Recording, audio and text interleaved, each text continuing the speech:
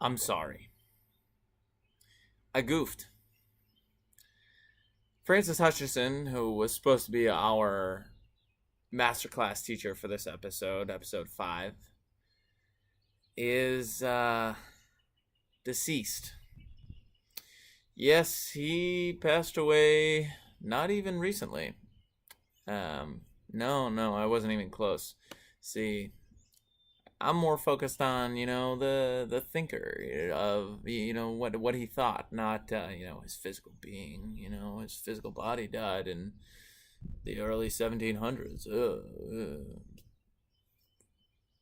Anyways, that doesn't mean that we can't examine the important contributions that he's made to the study of humor and how those relate to our course here and how we can use those to grow into ourselves.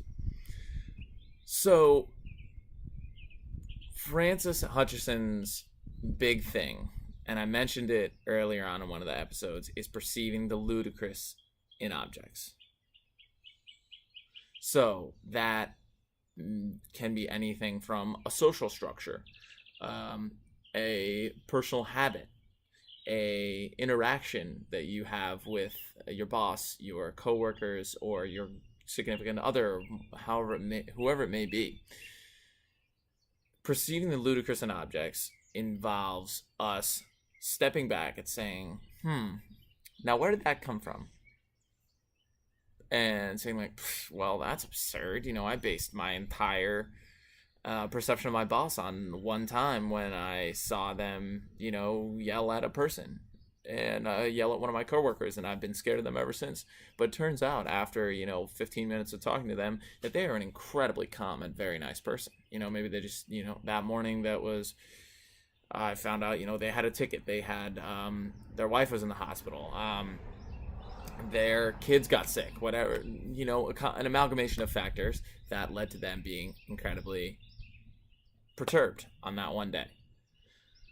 So we can see how our perceptions being based on one action, that's one of the ludicrous, the absurdities that we can see. And then our habits are another big one that I like to look at. Whether it's a potentially self-sabotaging habit. You have a morning routine. Maybe it's the amount of coffee that you drink. Let's see. Why do I drink so much coffee? I drink 5 cups of coffee a day. That's you start laughing at yourself. You use that self improving humor, that lifting yourself up humor, like, oh man, I just didn't know the importance of my sleep, and I didn't know how much that caffeine damaged my adrenals, whatever it may be.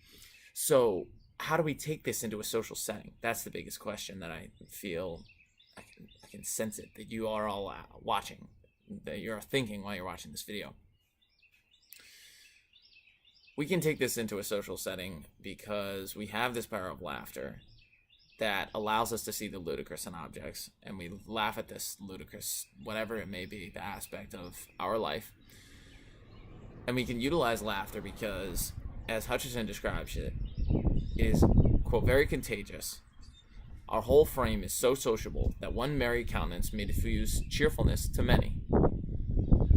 So, we're in a big social setting, right? The atmosphere is kind of tense, You're talking about, whether it's you're at a funeral or a wake, something that is generally somber. It doesn't have to be one of these things. It could be just an everyday work environment, and you're at lunch, a company lunch, and you crack a joke or two. Somebody cracks a joke or two. You don't have to be the initiator of the humor, but as long as you perpetuate it, that's the key. This contagious nature of laughter. It improves our confidence as a person. It improves the confidence of those around us because, Meredith over there makes a joke. And I'm like, oh, Meredith, that's really, good stuff. Like, I'm laughing, and then we start telling more jokes, and then, a company gathering that's been kind of, laying low and pretty boring can turn into a really good time to make some genuine connection with your coworkers. And so that's what that's really the essence of Hutcheson's big points. So our second masterclass, um, with Matthew Lieberman, he can't make it, so he has given me his notes, and so I will be giving you all the explanation of what he has said.